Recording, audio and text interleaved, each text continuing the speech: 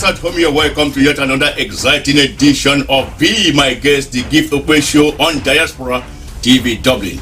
Today we have the honor to present to you a renowned and widely celebrated scholar from the famous Dublin City University, Uche OSAKWE, a political scientist, writer, author, and postcolonial talks. In this episode, Uche shares his wealth of experience and secular knowledge from diverse academic background, discussing relevant issues ordering our society, the Igbo society in Ireland particularly, ranging from socio-economic to political matters. Some of the issues mentioned here were why peace eluded post-colonial Africa, Nigeria, and Igbo in particularly. Brief overview of Igbo Union Dublin and why he chose Igbo Union Diaspora against Igbo Union Dublin. A legal framework instituted by Igbo Union Diaspora team of legal experts to assist and aid migrants in their search for asylum and all that. Listen to this radical scholar, Uche OSAKWE, as she touches some of these issues in this exclusive interview with managing editor, Gift Away Diaspora TV. Relax and watch. Study to show thyself approved unto God, a workman that need not be ashamed, but rightly dividing the word of truth. Today is happening live and direct here in Lucan in Glen Hotel, Dublin. It's called ERG Festival, otherwise in New York. In a moment, and you can see the atmosphere is charged. People are all grouping, gathering from different parts of Dublin and East Emirates and some other countries to be part of this celebration, the Biafran Day, in remembrance and commemoration in honor of the fallen heroes of their Biafra, those who led down their life fighting for the actualization of the sovereign state of Biafra. The remembrance and giving part of it had resources and earning on monthly basis to the homeless and the less privileged. We want to encourage others to. But I can see, and I would say you are on the verge of retiring, because after all of this accomplishment, the next thing is for a man to sit back and then watch, look back, and then begin to enjoy all that he has sown. We are still busy with people as they are itching to say one or two things about this lovely couple. Before us is another very lovely lady. Yeah. How are you? Look at this camera and tell us who you are. My name is... It's a pleasure to meet you. Look at the camera and tell us who you are. I'm Carol Green. Okay. Dublin. How much for? Well, when Dr. Manuel... Dr. Chidi is a man of God, of an ordained clergy, an interdenominational, evangelistic, and revivalistic preacher. That I said, when I meet you, you just have to help us break down all of those dramas. So up to you, Doctor. Please, can you tell us more about yourself? Beginning with all of those nomenclature, evangelistic, revivalistic, and all of that. Yeah, over to you, sir. I appreciate you coming and the privilege of talking with you today. Well, when you talk about, let me pick it up from where you say interdenominational, evangelistic, revivalistic. Yeah. Well, and before us, another lovely, beautiful, cheerful, charming-looking young lady. Please, how are you?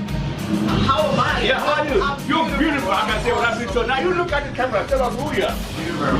Now I want to ask one question particularly. Now you work with I. Yes. And now there is this fraction. I'm sure you wouldn't want to talk about it, but we want to see. Let's see what you have to say here before you go. Now there is this IUD. That's this IUD, and I is now on this other side of the IUD. And I understand you are on this other side of the IUD. Why are you not still working with I? What's the problem? Well, that's completely irrelevant. We're here to celebrate.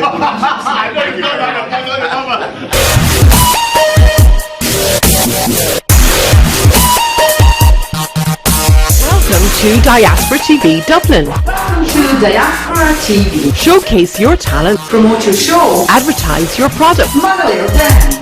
All on Diaspora TV Dublin, the Be My Guest show. Be My Guest is a program designed to bring you the latest happening in town. Trending news, breaking news, and true life stories of great men and women of all time. All on Diaspora TV Dublin, the Be My Guest show. Happy viewing.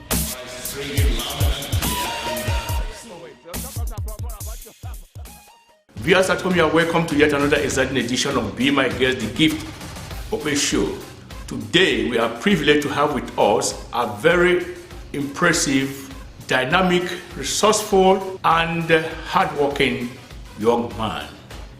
He is a scholar, an educator, what I will even call a literal giant, and if I'm not exaggerating, an encyclopedia of literature. He's a product of Dublin College University, right? Yeah.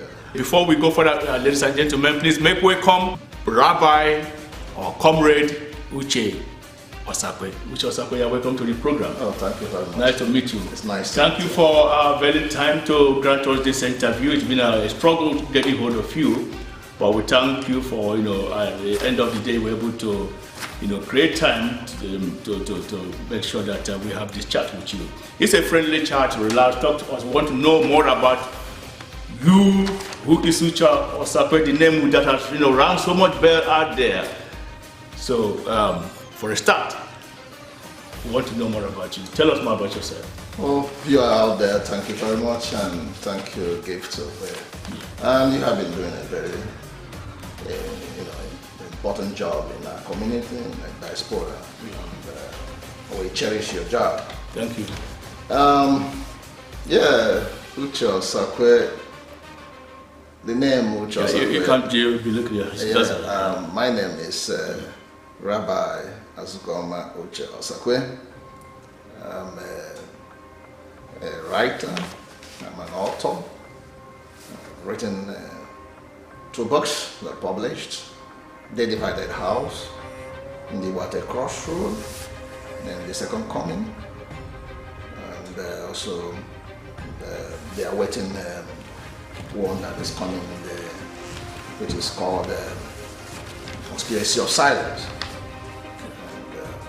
So, as he has already said, yes, studied political science, it's a first degree, and went ahead, that's the University of OSAKWE University, Oka. Went to University of Ibadan, where I also did a Master of Science in Political Science. Then when I came down to Europe, I went to Trinity College, Dublin, where I read international peace studies in the famous Irish School of Economics. Then I moved down to DCU, also where I also did my Master of Research before going to PhD. And then the PhD, thank God, has already completed. Waiting for the university to say I do. Okay. That's a real marathon of studies you've done so there. Before we go further to look into some of your works, I actually was expecting to see a gentleman corporately dressed in maybe bow tie, black and white suit, as a professor that I think you are. But to my surprise, you are just dressed simply in a traditional outfit with all the regalias, red cap. Are you a red cap chief? Honestly, I have respect for red caps, and also those who wear it, An Igbo man, I'm a Pan-Igbo, I'm also a Pan-Africanist who believes so much in Igbo. And I've already, most of my work is exploring to move Igbo beyond that, and to contribute to knowledge. So I'm always comfortable with my Igbo attire wherever I go, even in the university, like the environment we are now, in my study office there. So I believe that promotion of my culture, and I don't think that any culture is spiritual. You're a fanatic. If I call you a fanatic, I don't know if I'll be making a mistake. Fanatic can be, defined in different ways. forms. Okay. Yeah, but I think I am call it a Pan-Igbo. Pan-Igbo, okay. Yeah. It's a positive sense. Yes. All right. Now, given that you have, great love, let me use the word love, for your people, I guess you also hold a tradition. I guess you hold a traditional position. Do you hold a title? Oh, really? Is that a title? I thought it's just your name. No. That's Adom Nebuago. Oh, really? Yeah. When was that conferred? It's been a very long time when I was in the university, I'm a unionist. And while I was a unionist, in my university days, I was a Secretary General and also was the Secretary General of National Association of Political Science today. And also went ahead to be a member of the SUG government in Nnamdi Azikiwe University then. And also was also editor of Unizik Today. So I was an activist in university. So even I started from the hostel where I was the Secretary General before going to the department and the rest of them. So while there was, when I was NYSC, I went to NYSC in Delta State, and I was also the president of the Delta NYSC. So from there I was posted to College of Education, Abo.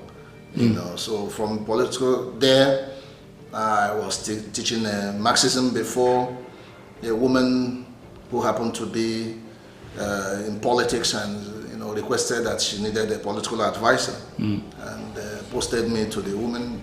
She later became the chairperson of Ika North South. It was from there my contribution towards the reason that the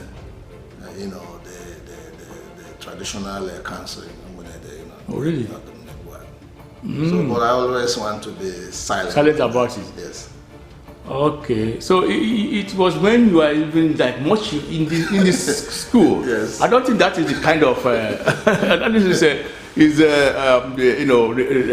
title recognized by traditional authorities. It is because it's one of the most revered traditional institutions in Umunede is a very highly traditionalist, linked to the Bini, and also has a link also with Onisha traditional. So the fact, because when we went there, I decided as a president then that there is a need to organize, GC classes and adult educations and all the rest of them, and also assemble some doctors to give medical attention to those who are sick. So these are things we do every Friday. So that was part of my recommendations. Dimba, you see here sometimes it's also it's my pen writing in Dublin when I was writing as a columnist with African World. So it was that popularized when you hear people call me Dimba. Dimba is my pen writing, so it also assumed my name. You've already made names and a lot of impact in both in the days of your school and in today's modern society. Thank you very much. Can we get where your origin, state of origin? Yeah, thank you very much for that question. I come from Okoroduru village in Isekenesi, that's the South local government of Imo State, Nigeria. Thank you very much. Now let's look at some of your written works, the publications. You've written about 5 different books. Yeah, and one of them I'm particularly interested about is the book titled Second Coming. What is it about? Is it the second coming of Jesus Christ? What talk to us about it? Yes, a lot of people always ask that. What is the second coming of Jesus Christ? Has anybody, has people been asked about that? Yeah, you ask that. And or the second coming of the W.B. Yeats poem is also second coming. No. Here I'm looking at the failures of post-colonial states in Africa and the failure of post-colonial leaders in Nigeria. They were the first generation that ushered in independence. Up to today, there's nothing to write home about these leaders. You can see that that's the vision why I went into writing the second coming. I'm thinking of a kind of generational gap, so that people within that generation can take over the mantle of leadership from the failures of the post-colonial leaders, so that we are in 21st century and we need leaders with visions, and it has to come from leaders of that young generation. So that is why I wrote that second coming. Okay. Yeah. The last study you did, the last study on that ends with the doctorate degree, it was on post-colonialism. Post-colonialism. Why have you chosen to study that? Yeah, initially what I wanted to write is on religious fundamentalism, which I did in my Masters of Philosophy in Trinity College, which is the title is The Politics of Violence and Fundamentalist Ideology.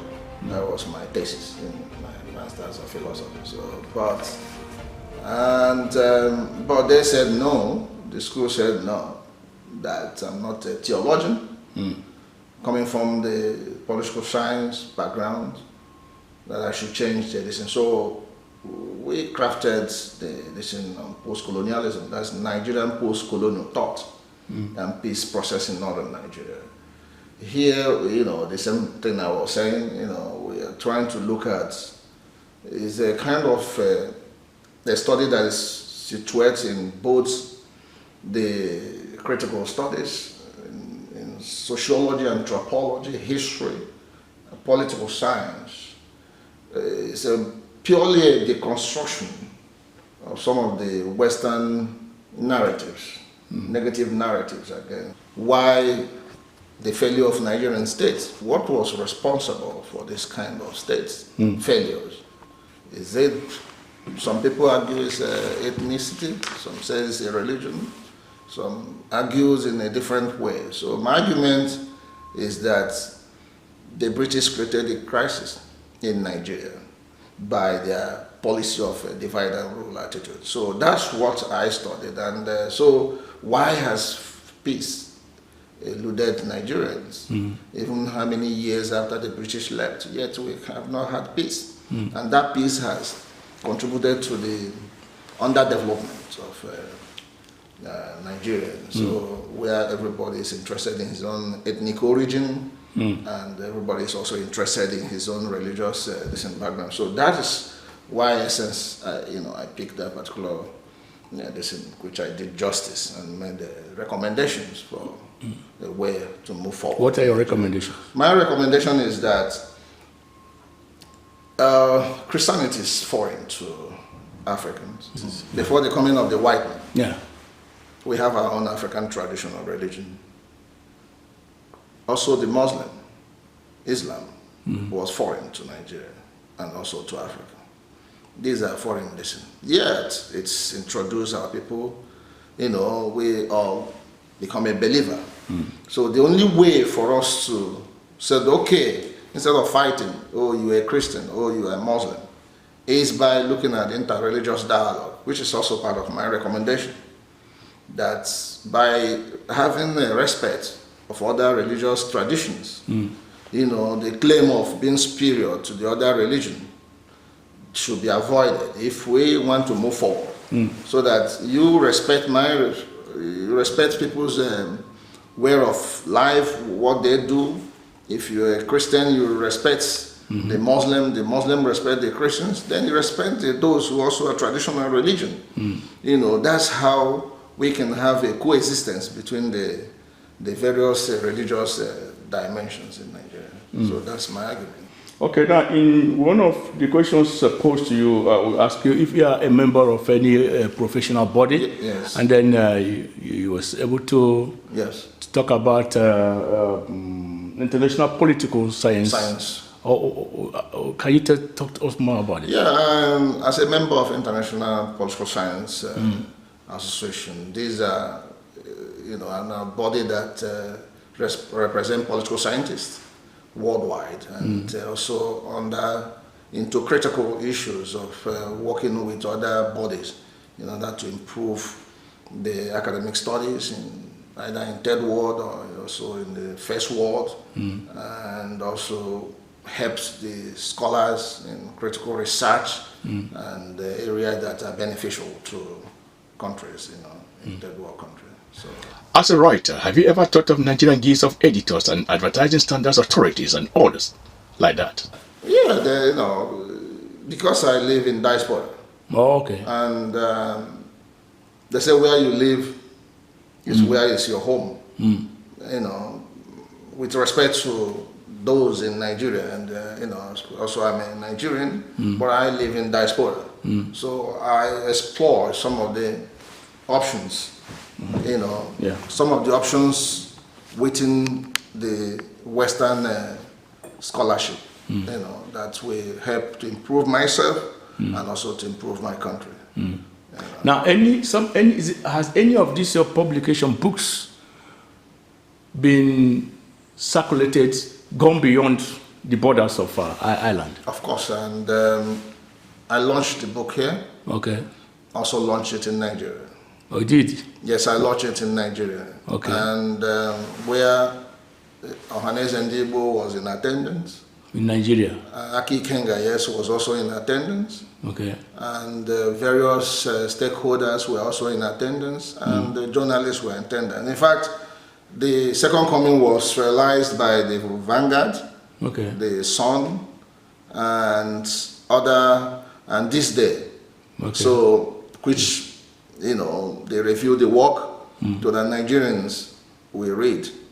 So it's out there, both in Nigeria and per se. So, and again, it was sold in Amazon. Okay. And the book depository. So. Is it currently on bookstand? It's only Abe that is selling it right now. Abe Bookshop.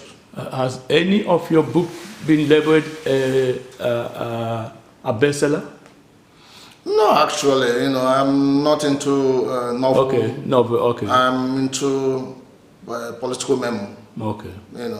Trying to unravel some of the why things are not moving well in Nigeria. So that's the area I'm looking at my work in political memo. Okay. Now, at the end of your academic career and escapades in post-colonialism, how would the Africans benefit from your, academic explorations and work? Being that, are you going to go back home? Or would whatever you're going to do here have an impact back home in Africa? Thank you very much. I love that question. It's a new concept in literary studies, which is post-colonialism.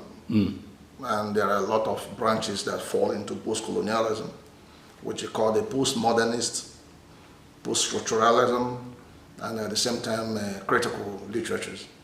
These are part of post-colonialism. Yeah, of course, the study is to improve one's welfare and at the same time contribute to your social, political, and economic development of your country. Yeah. Through critique, maybe through writing more, exploring some areas that my people may benefit, especially the young coming generation that has to realize that it is a time that we have to abandon this ethnicity, abandon the issue of religion, and abandon of a divide and rule, then come together to build Nigeria. So most time, diaspora has always been an engine of development in any other country. When you abandon ethnicity, you abandon religion, then what are the powers that is left to achieve your objectives? Because I think that these are very strong powers that even binds a community, a people, governance even, that keeps it effectively working. Now, when you get rid of them, how does it work? Yeah, that is it. That's the problem, because if you look at Europe, secularism has always been at the center. Doesn't mean that one will not be a Christian, or one will not be a Muslim or an atheist. It's just to see it as a leeway of development, using what you learn, because most time people only go to church with their lip services. They don't actually practice what they preach. So if we practice, the religious text, there's no both the Quran and Bible that preaches violence. They always talked about the peace. Muhammad talks peace. The same Jesus Christ also preached peace. So this work, if which I explore in the inter-religious dialogue, you will find out that none. But because of the overzealousness of some of the adherents of these religions, they tend to label others as evil. My way is the best. If you don't follow my ways, it's there. So they mix it up. That's when you can come up with ethno-religious sentiments. You get the point? So people tend to lean towards religion or lean towards their ethnic groups. Any man who is corrupt, most of these politicians, they would, money meant for the Commonwealth, they will steal it. They will now go around to their ethnic groups and say, the Hausas are marginalizing me. But when they were eating it, the Igbos were not there. When an Hausa man, he will run to his own Fulani and the Hausa and said, look, the Igbos are after me. The same with Yoruba. But Nigeria is time to begin to, start thinking, a critical thinking that what is these people are benefiting us? No good roads, no water, no electricity, no security. Yet these are politicians elected to represent us. So why are they hiding in the umbrella of ethnicity to commit atrocities? Okay, I see. That's why you talked about. I think there's a work which you did bordering on upright condemnation of hypocrisy and federalism, something like that. Physical federalism. Physical federalism. Yeah, talk to us about it. Yeah, my forthcoming book, which is Conspiracy of Silence. Okay. And Blood's Power and Hypocrisy. If you look at the issues that have been the problem with our society, is hypocrisy. Okay. Even people are silent. They say it doesn't concern me. It doesn't concern that's me. The conspiracy of silence. Until they will come to you. Yeah, that's where you see, because it's happening to an Igbo nation. They said it doesn't concern me. Yeah. Let the Igbo suffer it. Yeah. Like what happened in South Africa, the xenophobic violence are there mainly. I think the large population in South Africa are Igbos. The federal government did virtually nothing about it. I don't even know about it. I don't know. So they believe that it doesn't concern us. Yeah. Let them die. Let them kill them. We don't we don't care. That's not supposed to happen. They will keep silent. So by the time it moves to Yoruba, the Igbos will say it doesn't concern us. They keep on going round and round. When they were killing the Igbos, the Hausa Fulanis, the herdsmen and all the rest of them were killing. Nobody cares. Nobody wants to condemn it from middle belt. They thought it's something this from middle belt. Let them go ahead. Most journalists in Nigeria, especially the Lagos Ibadan media, didn't see it as anything. Then he moved to Yoruba land. They begin to shout after the kidnap of Olufalaye. Then before you know it, he moves to the southeast. Yeah.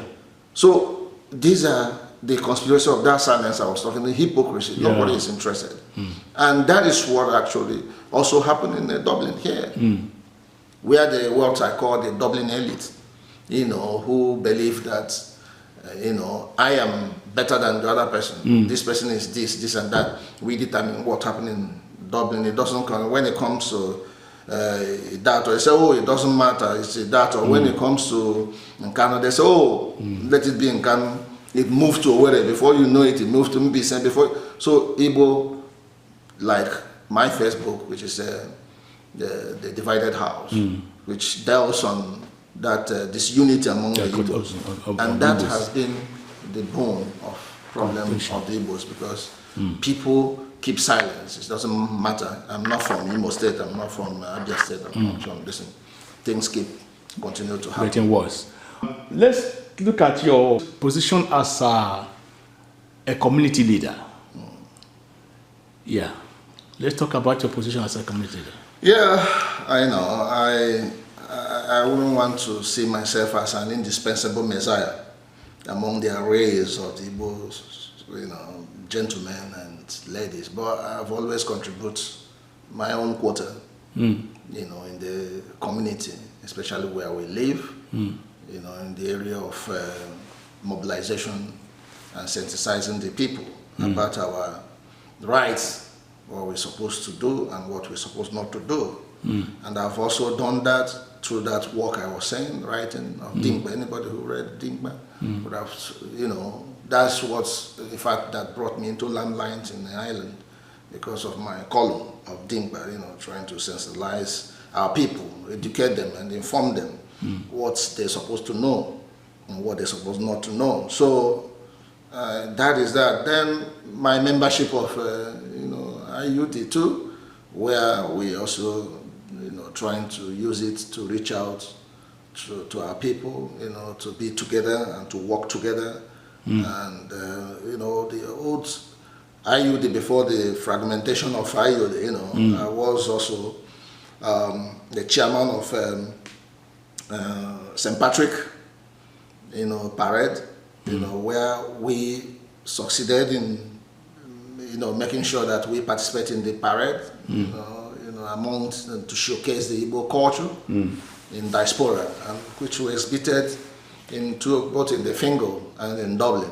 So twice chairman of that particular committee. And right now, as also the chairman of Imo State Indigenous Island, also using, it's a part of the community participation. We saw what happened last time when one of our comrades, died.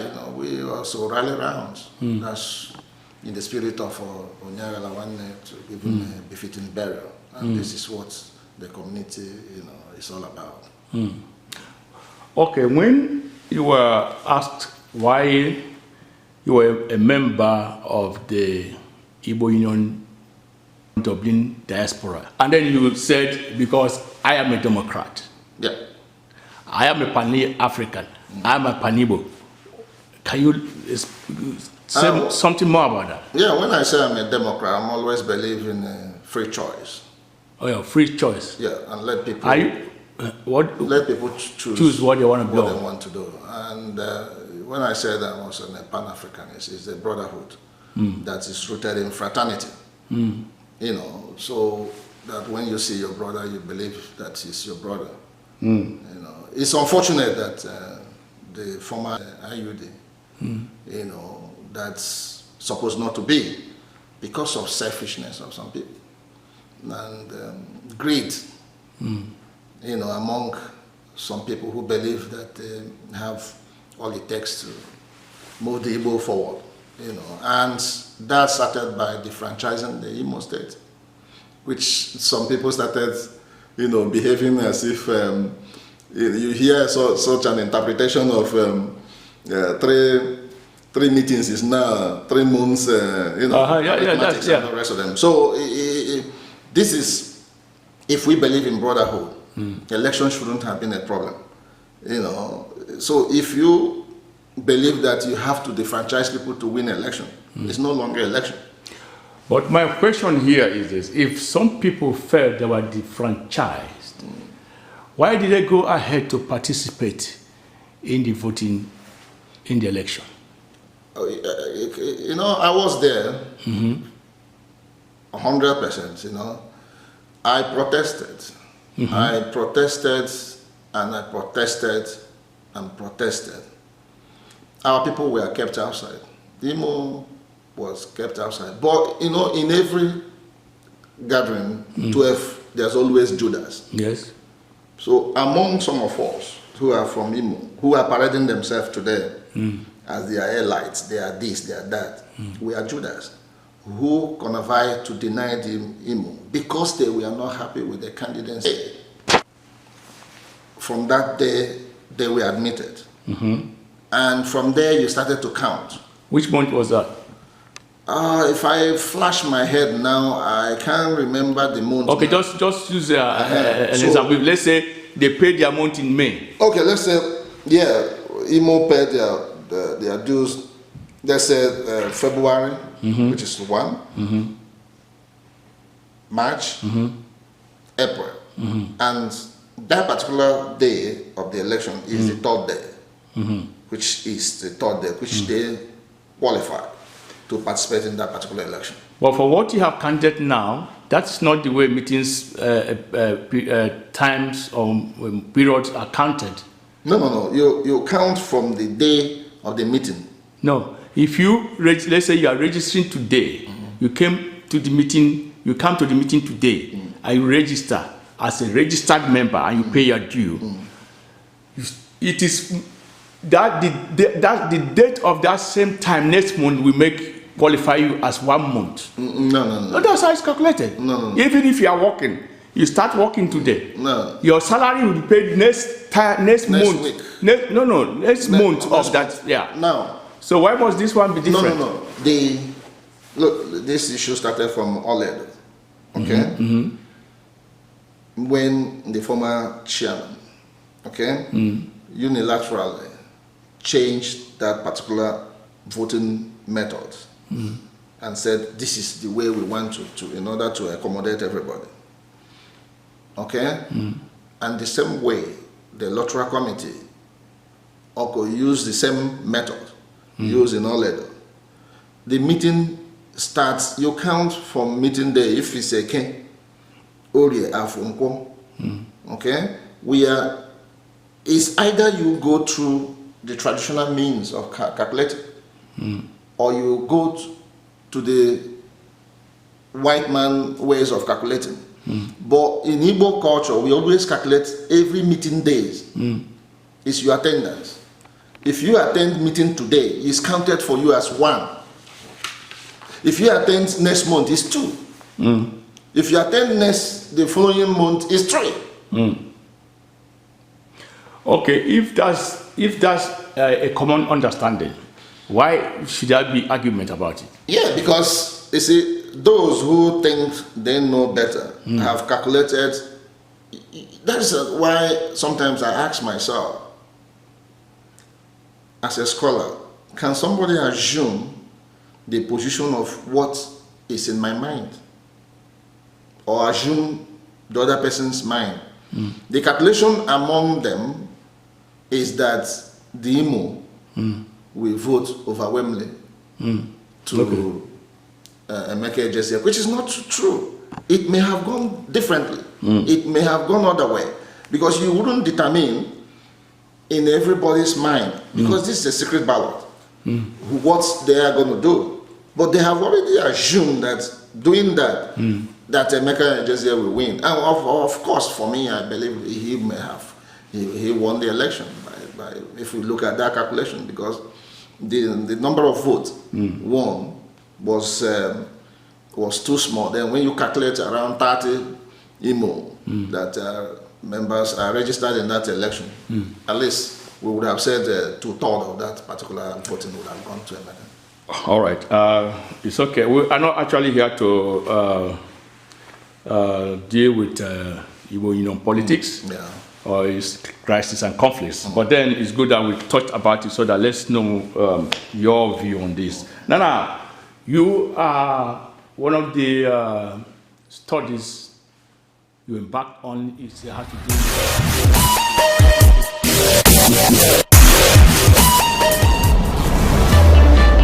Welcome to ChillersExpress.com, a modern online global fashion supermarket, the brand which deals in stylish, exotic, exclusive unisex fashions and a range of quality products.